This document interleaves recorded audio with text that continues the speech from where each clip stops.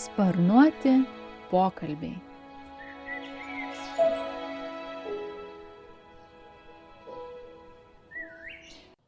Sveiki, čia Lietuvos ornitologų draugijos tinklalaidė Sparnuoti pokalbiai ir aš, Justina Kuliešė. 9 epizode kalbame su Gintaru Riauba, Lietuvos ornitologų draugijos vyriausiu biologu, ornitologu, kuris jau daugelį metų tyrinėja mūsų šalies paukščius. Įrašą pasidarėme dar pavasarį, kai gamta pabudo ir paukščiai sugrįžo į mūsų kiemus bei laukus. Ta dar viena galimybė jums prisiminti prabėgusį laikotarpį. Šiame epizode kalbame apie įprastų paukščių gausos stebėjimus. Ar mūsų aplinkoje jų iš tiesų mažėja, kokias išvadas rodo stebėjimų duomenys ir ar dar galime sustabdyti šios pokyčius. Kviečiu klausytis.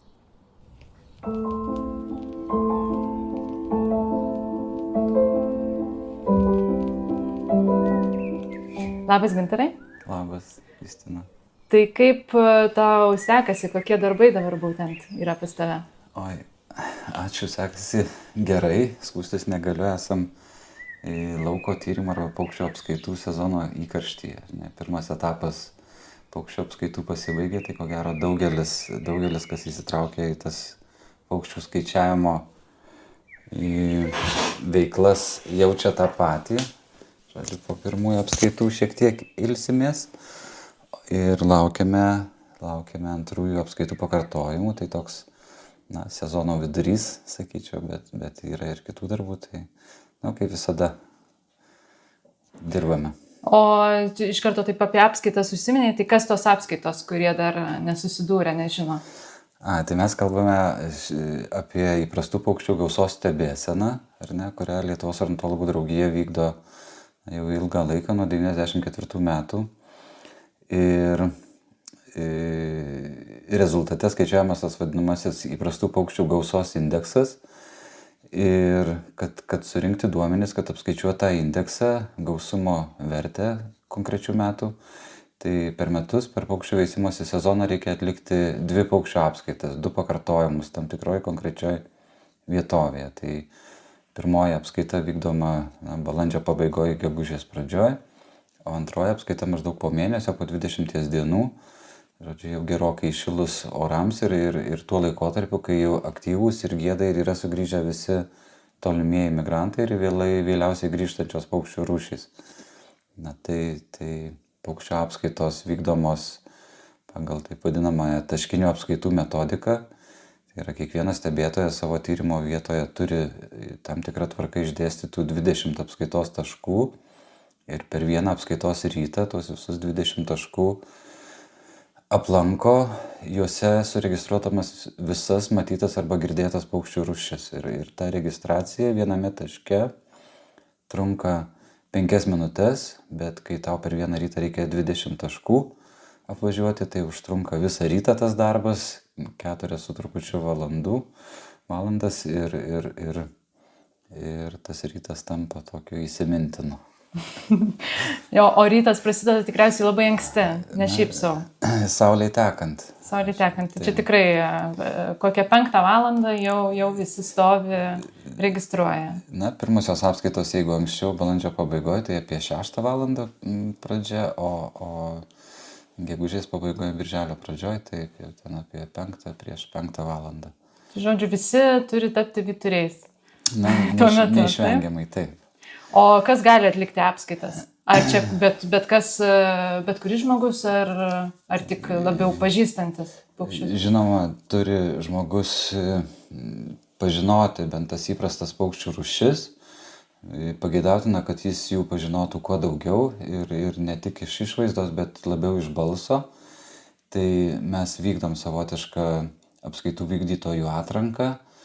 Mes renkame jau tokius žmonės arba raginame, skatiname tokius žmonės, kurie pažįsta paukščius, kurie yra dalyvavę vienoje ar kitoje Lietuvos ornitologų draugijos organizuojamoje akcijoje duomenų rinkimo, apskaitose kažkokiose kitose.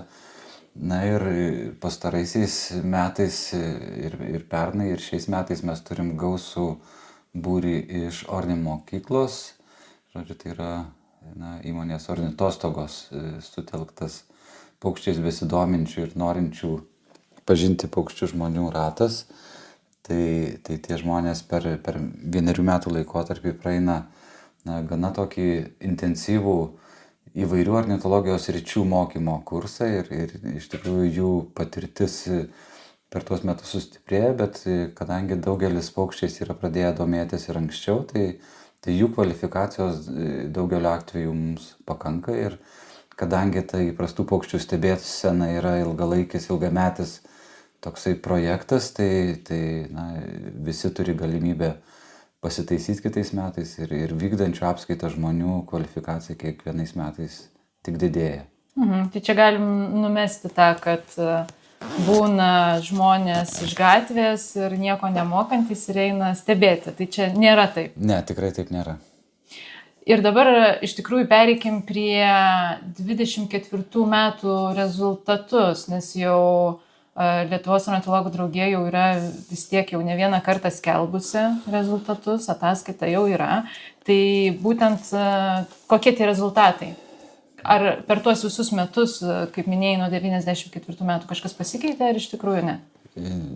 Keičiasi kiekvienais metais kažkiek rezultatai, bet šiaip bendra tendencija sumavus, suvedus 2024 metų apskaitų rezultatus, tai išliko ta pati. Žodžiu, mes tiesa ataskaitose dabar pateikėme laikotarpį paukščių gausos vertinimo nuo 2000 metų, tai tarsi tas ilgasis laikotarpis, bet jis jau ilgą laiką mes skaičiuojame būtent nuo 2000 metų ir kaip sakiau, bendra tendencija išlieka ta pati. Žodžiu, visų įprastų indikatorinių agrarinio kraštovaizdžio paukščių rūšių populiacijų gausos indeksas mažėja. Ir jis yra sumažėjęs 51% lyginant su 2000 metais. Tai, žodžiu, galim drąsiai sakyti, kad tas paukščių gausos mažėjimas arba, paprasčiau sakant, nykimas paukščių agrarinėme kraštovaizdyje vis dar tebevyksta. Ir tie, kas su ataskaitomis susipažinęs detaliau, taip pat matė, kad per pastaruosius 10 metų tas paukščių nykimas vyksta dar sparčiau. Žodžiu, jeigu imtume paskutinių 10 metų laikotarpį, tai tas nykimas procentinis būtų dar ryškesnis, dar didesnis nes ta gausos mažėjimo tendencija per pastaruosius 10 metų pasireiškia akivaizdžiau didesnėme rūšių skaičiuje. Per pastaruosius 10 metų 10 paukščių rūšių gausa mažėjo statistiškai patikimai. Tai, žodžiu, iš 14 indikatorinių rūšių, 10 rūšių gausa mažėja, tai yra svarbus rodiklis. O šiais metais, jeigu lygint su 2023 metų rezultatais arba 2022, tai per visą tą lyginamą laikotarpį nuo 2000 metų iki praėjusių metų 24, tai labiausiai įprastų agrarinio kraštovaizdžio paukščių gausa buvo sumažėjusi 2022 metais, maždaug, bemaž 55%.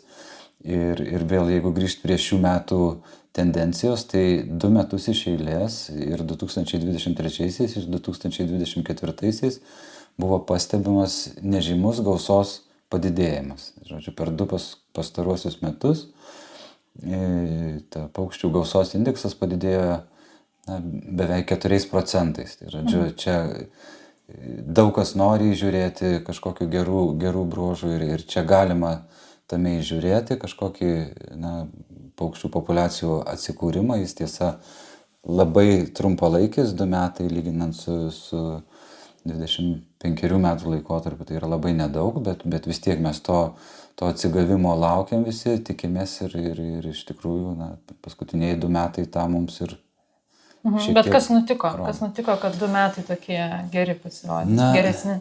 Tiksliai nežinome, aišku, čia detalių tyrimų yra klausimas, ko gero, bet mes galim tik tai teoriškai pasamprotauti, kodėl taip galėjo nutikti. Tai, ko gero, pirma priežastis, kas ateina į galvą, tai galbūt paukščiai geba šiek tiek prisitaikyti prie prie to intensyvaus žemės ūkio, ar ne, ir atranda vietas, kur jiems saugiau perėti, arba yra, tarkim, rūšių, kurios randa aplinką, perėjimo vietą, kurioje sėkmingai užaugina jauniklius ir kitais metais vėl bando tokiai pačioj aplinkoje perėti, ar ne, arba toj pačioj vietoj. Tai tas užtikrina jiems sėkmę, ar ne, praėjusių metų gera patirtis. O kiti dalykai galbūt ir toje aplinkoje vyksta tam tikri pokyčiai į gerąją pusę, galbūt metai palankesni kažkuo buvo, didžiajam skaičiui tų indikatorinių paukščių rūšių, ar ne. Tai konkrečiai atsakyti negalim ir šiaip iš tikrųjų neteisingai yra akcentuoti tuos paskutinius 2 metus, nes tokio pobūdžio tyrimai ir paukščių gausos pokyčių vertinimai, jie tokią aiškesnį signalą duoda, kai vertini ilgesnį laikotarpį, ne 1-2, o tiesiog reikia pažiūrėti ir tą stebėseną vykdyti ir toliau ir žiūrėti, kaip tos paukščių populiacijos keičiasi ateityje. Tai žodžiu, čia galim būti pozityviai, bet reikia dar palaukti, kad tikrai įsitikinti to pozityvumo. Reikia būti labai atsargiems. O dabar vis užsiminė apie rūšis, kad kokios rūšys gal galėtum pasakyti būtent tyriamos? Ar visos, ar tam tikra dalis? Yra 14 tų vadinamų indikatorinių rūšių. Ir dar tada iš karto paklausiu, kodėl būtent jos? Pasirinktos tokios rūšys, kurios yra tikrai įprastos žemės ūkio kraštovaizdyje. Ir, jeigu mes turim laiko, aš galiu jas išvardinti. Kodėlgi ne? Baltasis gandras, griežlė, pempė, dirvinis vieversys, šelmeninė kregždė, pievinis kalviukas, geltonoji kielė, paprastoji kiauliukė, rudoji devynbalsė, paprastoji medšarkė, paprastasis varnėnas, karklažvirblis, dagilis ir geltonoji starta. Tai tikrai įprastos ir šiuo metu įprastos žemės ūkio kraštovaizdžio arba kaimiško kraštovaizdžio paukščių rūšys. Vis akcentuojam, kad įprastos, žodžiu, kad tai yra, kaip čia pasakyti, tos dominuojančios rūšys, dažniausiai matomos paukščių rūšys, ar ne? Tai reiškia, kad toms rūšims, mūsų žemės ūkio kraštovaizdėje, mūsų kaimuose yra tinkamos sąlygos perėti ir jų gausos pokyčiai parodo tam tikrus aplinkos pokyčius. Jeigu šių paukščių rūšių populiacijų gausa mažėja, reiškia aplinkoj keičiasi kažkas į nepalankę pusę. Paukščiams nepavyksta, jeigu jų gausumas mažėja, tai reiškia jų populiacijos nepilnai atsikuria ir tą sąlygoja tam tikri veiksniai. Tai pavyzdžiui, perėjimo vietų mažėjimas arba maisto trūkumas, ar ne, pagrindiniai tokie dalykai, ko gero 2, kurie ir nulemia paukščių skaičius. Bet kaip nutinka, kad minėjai, kad per 24 metus net per pus, tai čia yra labai dideli skaičiai iš tikrųjų man taip atrodo, per 24 metus, kad nykimas toks spartus. Bet kodėl būtent užsiminiai, kad maisto trūkumas ir taip toliau, bet kas nutinka, kad to maisto trūksta? Arba kad tos buveinės pasikeičia? Jo, bendra problema visos Europos mastu yra nustatyta atliekant mokslinius tyrimus, kurie remiasi ne tik tai Lietuvos, bet ir visose Europos šalyse atliekama panašia paukščių stebėsena. Tai bendros išvados visada susiveda į, galbūt jeigu apie žemės ūkį galvojam, tai į vieną dalyką, tai yra vis intensyvėjantis žemės ūkis. Ir jeigu vakarų Europos daugelį šalių tas žemės ūkis jau kurį laiką intensyvus, tai pas mus tas intensyvėjimas prasidėjo gerokai vėliau, bet maždaug apie 2000 metus, ar ne, tada, kai iš tikrųjų buvo jau prasidėjo Lietuvoje ūkių stambėjimas, ar ne, specializacija, įsivyravo ta vadinama ariminė žemdirbystė, grūdininkystė, ar ne, kur laukuose auginamos, didėja monokultūrų, tai yra viena kultūra užsėjamų laukų plotai. Ir aišku, tai vyksta kitų aplinkos elementų mažėjimo sąskaita. Tai žodžiu, Jeigu didėja dirbamo žemės plotai, tai mažėja atitinkamai kažkokios kitos žemės, ar ne, kitokių kraštovaizdžio elementų ir paukščiams svarbių ekosistemų plotai. Tai visų pirma kalbam apie pievas, apie krūmynus kažkokius, užmirkusius žemės plotus, apie pavienius medžius ar medžių ir krūmų grupės laukuose. Tai yra tuos dalykus, kurie paįvairina kraštovaizdį ir kurie yra svarbus kai kurioms įprastoms paukščių rūšims. Ir dar reikia nepamiršti, kad tie dirbamos žemės plotai, suarti plotai, kuriuose auginami dažniausiai javai, tai yra, tam tikrą prasme, juos vėlgi reiktų laikyti kaip dykumą, ar ne? Tai yra buveinė, kuri netinkama idealiai praktiškai nei vienai paukščių rūšiai. Tai žodžiu, jeigu kraštovaizdyje tų dirbamų laukų plotai ir intensyviai prižiūrimų laukų plotai didėja, tai paukščiams gyventi tinkamų vietų lieka vis mažiau.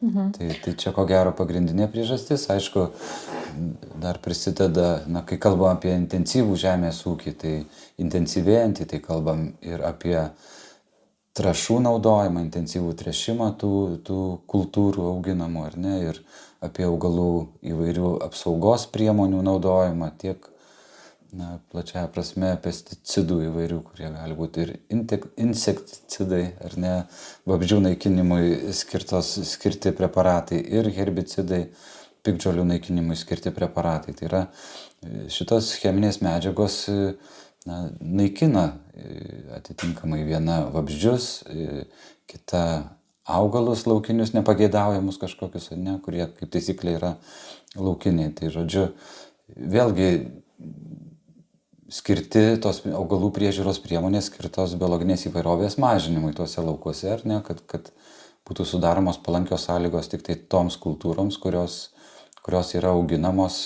tose žemės ūkio plotuose. Tai viskas ir susiveda į tai, kad paukščiams sumažėja ir jų gyvenimui tinkamų plotų ir maisto ištekliai mažėja. Tai ir yra laikoma pagrindinė priežastimi. Ir aišku, reikia nepamiršti, kad klimato kaita, ko gero, irgi sunkiai pamatuojama, bet akivaizdu, kad kai kurie paukščiai gali nukentėti ir prie to, arba tai reiktų traktuoti kaip suminį poveikį intensyvėjančio žemės ūkio ir klimato kaitos. Ir Lietuvoje ypač irgi gana ryški problema urbanizacija, tai yra plėtra, kai paukščių buveinės naikinamos tiek plečiantis miestams, tiek vystant įvairią infrastruktūrą, tiek, prisiminkime įvairius projektus geležinkelių tiesimą, vėjo elektrinių parkų plėtrą ir miestų plėtrą, ir poligonų plėtrą galų gale. Visa tai yra neatsiejama mūsų gyvenimo dalis, bet ji turi tam tikrą kainą ir paukščiams nepalankę kryptį. Taip, bet valgyti norim. Taip. Tai ūkininkavimas kaip ir taip turi būti, taip. Gyventi norim ir arčiau gamtos, tai kūrėmės ir taip toliau. Žodžiu, žmogus vis tiek plečiasi, bet kuriuo atveju čia nesustabdysi to proceso. Tai ką mes galim, taip pagalvojus, ką padaryti galime, kad ne tik mes būtume kaip žmonės, bet ir paukščiai rastų vietą kartu gyventi. Taip, mes viską, ką išvardinot, ir mes viską suprantam ir aišku, ko gero pagrindinis dalykas, ko mes turėtume visi siekti, tai nepamiršti tų paukščių, nepamiršti, kad paukščių indeksas rodo visos biologinės įvairovės būklę, ar ne, ir reikia stengtis, kad bet kokia plėtra, bet koks įsikišimas į gamtą būtų tikrai pagrįstas ir galbūt yra atveju, kai būtų galima tą žalą, grėsmę paukščiams sumažinti kažkiek. Tai aš ko gero mes vis tiek norėtume labiausiai koncentruotis į žemės ūkio sektorių, ar ne, būtent į tą veiklą, kuri yra valstybės gana smarkiai finansuojama, subsidijuojama, ar ne, ir dalis tų subsidijų yra skirta būtent gyvosios gamtos puoselėjimui, ar ne? Tai yra įvairios vadinamos agroaplinkosauginės priemonės, kurios yra kuriamos tam, kad ūkininkai galėtų jas rinktis ir jas įgyvendindami gerinti aplinkos būklę, gerinti sąlygas paukščiams ir visai biologiniai įvairovė. Tai yra visas spektras tų priemonių, kurias ūkininkai gali rinktis ir taikyti, bet panaši praktika bendrosios žemės ūkio politikos įgyvendinime vykdoma jau tikrai daugiau kaip 10 metų ir mes matom, kad ji nėra pakankamai efektyvi. Tai visi pokalbiai apie įprastų paukščių gausos indeksą, jo mažėjimą ir susiveda į tai, kad jis turi padėti vertinti tą mūsų žemės ūkio srityje vykdomą politiką. Oficialiai paukščių gausos indeksas yra laikomas būtent rodikliu, kuris ir turi nusakyti ateities žemės ūkio politikos kryptis, arba indikuoti, kur link mes turėtume kreipti labiausiai savo dėmesį. Tai rengiant tokį bendrosios žemės ūkio politikos strateginį planą, atsižvelgiama į paukščių indeksą, jis laikomas, kaip sakiau, oficialiu rodikliu, kuris padeda vykdyti tą stebėseną ir leidžia vertinti žemės ūkio poveikį gyvai gamtai. Bet kaip sakiau, tos iki šiol įgyvendinamos priemonės arba bendresni politiniai sprendimai to reikiamo efekto neduoda. Žodžiu, paukščių gausa ir toliau mažėja. Bet ar jie, čia taip skeptiškai pasakysiu, bet ar jie tikrai eina linkme, kad paukščiam pagelbėti? Ta pati politika turi mintyje. Suka galva ne tik tai politikai, ne tik Žemės ūkio ministerijos specialistai, bet į tą Žemės ūkio strateginio plano vertinimą būna įtraukti ir aplinkosaugos specialistai ir žinot, ten visur diskusijose irgi yra kompromisų paieškos, ar ne? Mes negalime išsireikalauti, kad tos agroaplinkosauginės priemonės, kurios būtų tikrai palankios paukščiams, kad jos taptų tikrai konkurencingos ir nei viena iki šiol buvusių tų agroaplinkosauginių priemonių nėra labai patrauklios ūkininkams, jos vis tiek susijusios su tam tikromis pastangomis, tam tikrais nuostoliais, žodžiu, ir ūkininkai nepakankamai masiškai tas priemonės įgyvendina, tai to poveikio kol kas nėra. Bet ar čia kalbame apie didžiosius ūkininkus ar apie visus apskritai?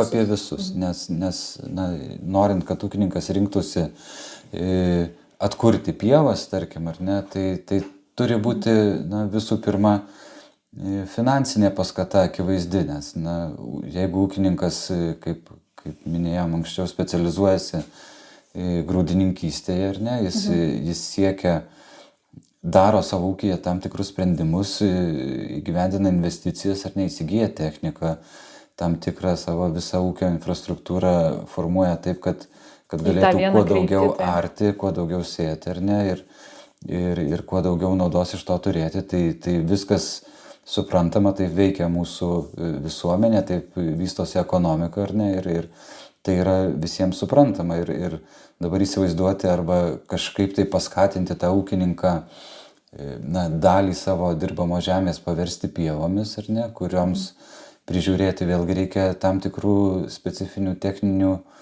sprendimų, ar ne, ir investicijų atitinkamų, tai ir pastangų galų gale, tai ta paskata turėtų būti tikrai stipresnė negu įprastas grūdų kažkokios kultūros auginimas, ar ne?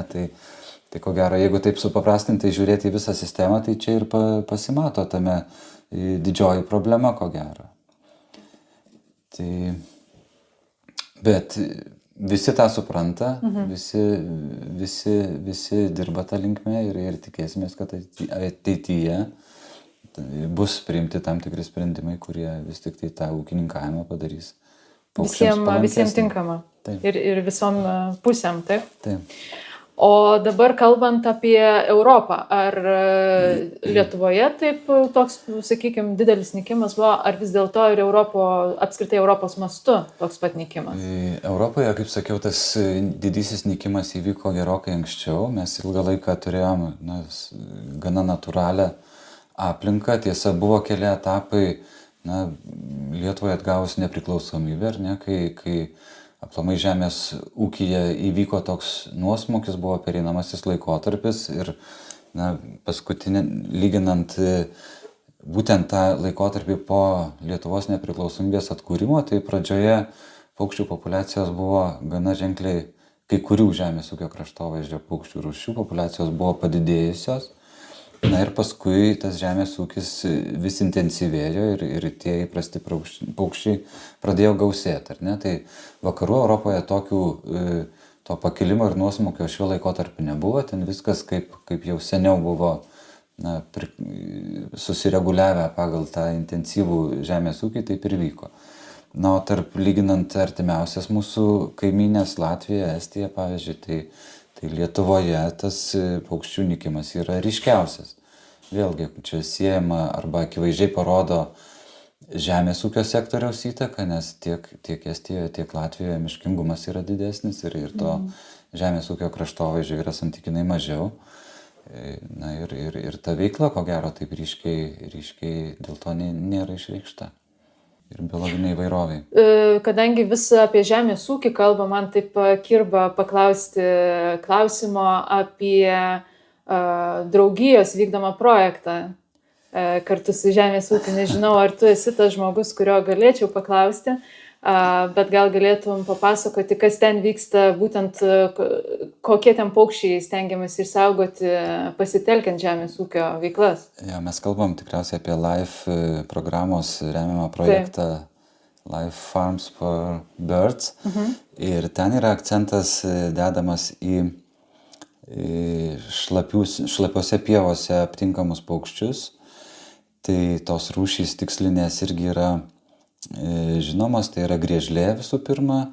Ir kai kurie kuri yra būtent ir tyrime, taip? Jo, kuri yra ir mūsų įprastų paukščių gausos stebėsenoj, viena iš indikatorinių rūšių. Ir ten yra apie seikinius paukščius, pievose gyvenančius tilvikus. Tai raudonkojį tuliką, kai kuriuose teritorijose stulgį, griciuką, perkūno oželį, galbūt kitas rūšis. Ir tame projekte stengiamasi įdiegti tinkamo šlapių pievų tvarkymo praktiką, tai yra ekstensyvų ganymą, kuris atliekamas epizodiškai, tai yra tas vadinamas kilnojamasis ganymas, ar ne, kai galvijų banda tik tai tam tikrą laiką paleidžiama į pievą, kurią norima tokiu būdu sutvarkyti, nuganyti, tai yra apsaugot nuo užžėlimo sumedėjusiais augalais, medžiais ir krūmais, ir tuo pačiu palaikyti ilgalaikiai perspektyvoje atviras buveinės, kurios tinkamos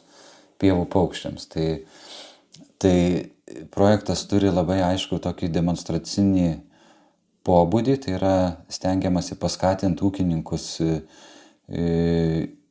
irgi pradėti vykdyti tokią veiklą savo galbūt žemėse, jeigu ūkininkai turi sunkiai dirbamų ar nenusausintų kažkokių šlapžemių, kurios yra dabar apleistos ir jeigu norėtų ten pradėti vykdyti tam tikrą žemės ūkio veiklą, tai yra ganyti mėsinius galvijus, tai šitas projektas gali padėti ir paskatinti tokius ūkininkus.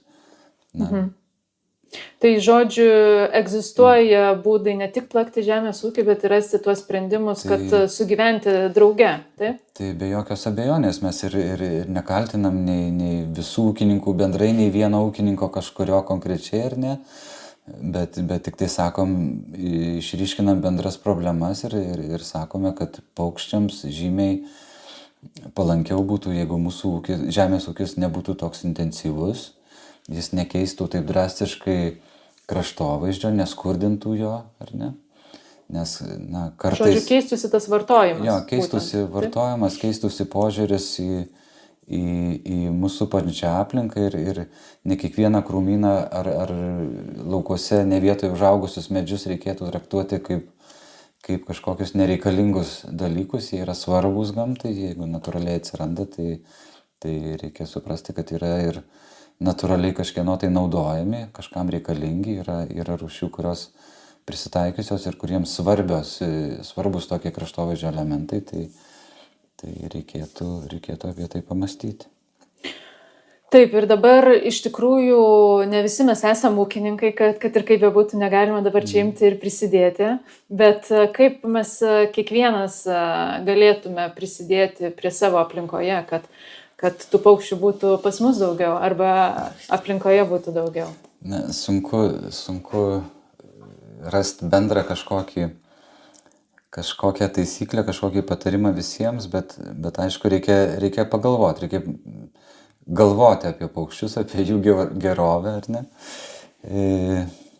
Na, ūkininkams tie patarimai galėtų būti, arba didelių sodybų savininkams tie patarimai gali būti vienokie, miestiečiams kitokie, bet kas pirmiausia ateina į galvą, tai nepamirškime, kad kai kuriems paukščiams reikia inkilų, ar ne? Tai yra tokia namų, taip, tokia veikla, kurią kiekvienas galime prisidėti ir savo sodyboje, ir prie namo paieškoti saugesnės vietos, kur galėtume iškelti inkilą, nes varnėniniai inkilai, ar ne, akcentas jau šiais laikais turėtų būti, nes mūsų irgi stebėsenos duomenys rodo, kad varnėnas yra tarptų labiausiai nykstančių paukščių rūšių.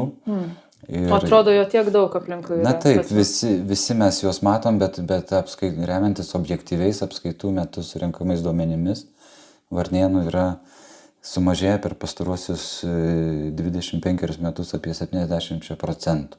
Oho. Tai didelis skaičius, tai aišku siejasi ne tik tai su perėjimui tinkamų vietų trūkumu, bet greičiausiai didžiąja dalimi ir su tuo. Na ir su maisto, su vabzdžių kiekio sumažėjimu, ko gero aplinkoje, nes šitą mes irgi subjektyviai galim pastebėti, ypač šį pavasarį, kai jis yra šaltesnis, tų vabzdžių, ko gero, visokių ropojančių, skraidančių, mes tikrai galim matyti, kad jų yra gerokai mažiau. Aišku, vasaros viduryje populiacijos vabzdžių atsigaus, bet varnėnams anksti pavasarį, kai jie augino jauniklius, ko gero, buvo sunkus laikotarpis. Bet jiems vienas iš svarbiausių vis tiek veiksnių yra perėjimo vietų trūkumas. Tai siejama ne tik tai su žemės ūkio intensyvinimu, bet ir su miškininkystė, nes anksčiau tikrai buvo įprasta, kad prie visų sodybų kaimų pakraščiuose arba miške, kuris ribojasi su kaimo, jo pakraštyje visada būdavo senų, didelių kažkokių tai medžių, kurie yra, pradeda dalis jų šakų džiūti, ar ne, juose geniai iškala uoksus, arba formuojasi drevės, tai tų natūralių perėjimui tinkamų vietų varnėnams sumažėjimas yra viena iš irgi svarbių priežasčių, kodėl jų dabar mažėja, tai inkilus galiu priminti, ar ne? Taip. Kitiems paukščiams yra svarbios pievos, ar ne, tiesiog reikia neintensyviai naudojamos pievos, kur tie paukščiai galėtų ant žemės susisukti lizdą ir ten išauginti jauniklius, ar ne?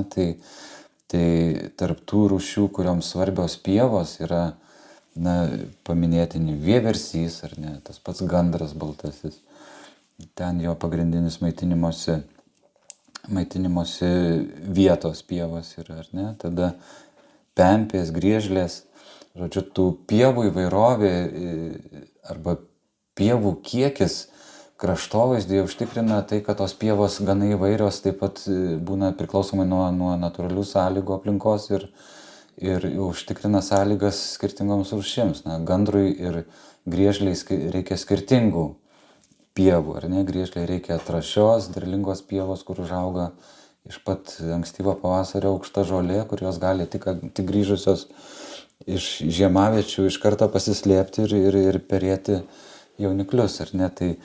Bet tiek gandrui, tiek griežliai tos pievos turi būti naudojamos. Žodžiu, nėra taip, kad šitiems paukščiams reikia visiškai palikti nenaudojamas pievas, nes užželiančios tokios pievos, kuriuose kaupiasi pernykštė žolės biomasė, jos netinkamos nei vienai, nei kitai rūšiai. Jo, apie tuos terminus galvojant, pradėjau pasakoti apie tuos šienavimo terminus, ar ne, kad mes dabar galvojam, priimta yra tokia nuostata, kad kuo vėliau šienausi pievą, tuo geresnės sąlygos bus sudarytos išsiperėti pievose perintiems paukščiams, ar ne? Tai šita priemonė yra efektyviai taikoma su tokia rūšimi kaip meldinė nendrinukė, jinai būtų tikrai palanki daugeliu pievose perinčių rūšių, tai ir kurapkoms, ir griežlėms, ir vieversiams, ir kaliukams, be jokios abejonės, bet vėlgi negali reikalauti, kad žmonės pievas šienautų tik tai vasaros vidury, nes daugelį pievų tuo metu jau žolės kokybė būna prasta, žymiai suprastėjusi. Neprilygsta tai žoliai, kuri yra šienaujama vasaros pradžioje, birželio mėnesio pradžioje. Tai, iki birželio pradžios galbūt kai kurie dirvinių vieversių jaunikliai jau gali pradėti skraidyti, bet griežlės tikrai peri vėliau ir joms reikėtų taikyti kitas priemonės. Supratau. Ir tada pabaigai koks būtų tavo paties palinkėjimas?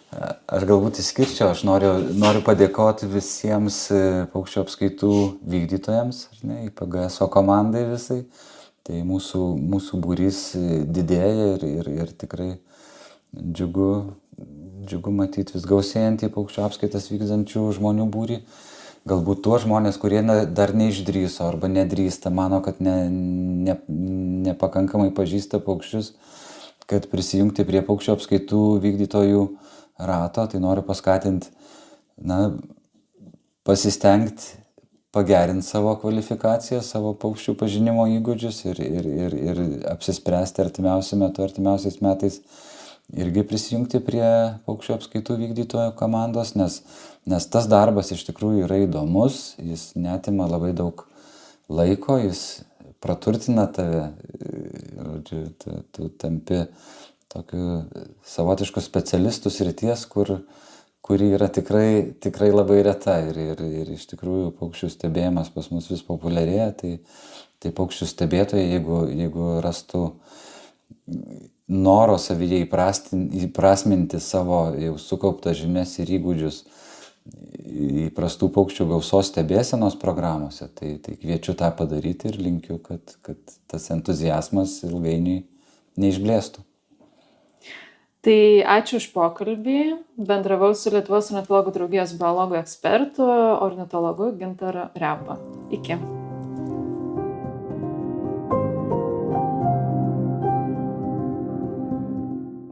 Čia buvo Sparnuoti pokalbiai. Ačiū, kad klausėte. Kviečiu nepraleisti kitų epizodų ir prenumeruoti tinklalaidę YouTube ar Spotify paskyrose, bei apsilankyti birdlife.lt. Iki kitų susiklausymų.